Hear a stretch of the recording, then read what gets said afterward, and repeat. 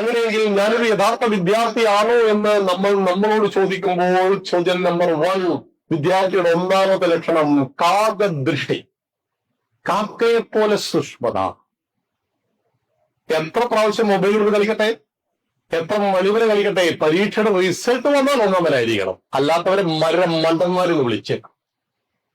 Mobile കൊണ്ട് കളിച്ച് ജീവിതം സ്പോയിൽ ചെയ്യപ്പെടരുത്. എത്ര സിനിമക്ക് പോയാലും എത്ര കൂട്ടുകാർക്കൊപ്പം വന്നാലും, ഞങ്ങൾ 10ാം ക്ലാസ്സിൽ പഠിക്കുമ്പോൾ ഞങ്ങളുടെ കൂട്ടത്തിൽ വലിയൊരു രാഷ്ട്രീയക്കാരുണ്ടായിരുന്നു.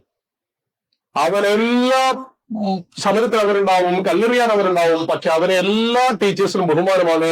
പരീക്ഷയുടെ റിസൾട്ട് വന്നാൽ അവന്റെ ഒന്നാമനായിരിക്കും. നിങ്ങൾ ഏത് വിഷയത്തിൽ ഇടപെട്ടോളൂ, നിങ്ങൾ കാക്കയെ പോലെ സൂക്ഷ്മതയുള്ളവരായിരിക്കണം. കാക്കയെ പറയും കൊല്ലാൻ പറ്റുമോ? കാക്കയ്ക്ക് പറയും കണ്ണുകൂടോ? ഒരു വിദ്യാർത്ഥിയുടെ ഒന്നാമത്തെ ലക്ഷണം കാക്കയെ പോലെ സൂക്ഷ്മത. രണ്ടാമത്തേത് ഭഗധ്യാനം. ഭഗം ആരാ? കൊക്ക് മീൻ പിടിക്കുന്ന കണ്ടില്ലേ മക്കള്? വിദ്യാർത്ഥികൾ കണ്ടിട്ടില്ല എങ്ങനെയാ പിടിക്കുക?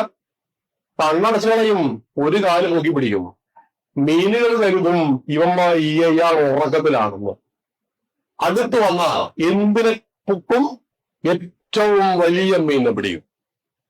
ഒരു വിദ്യാർത്ഥി അവരുടെ ജീവിതത്തിൽ വലിയ ലക്ഷ്യങ്ങളെ സെറ്റ് ചെയ്യണം.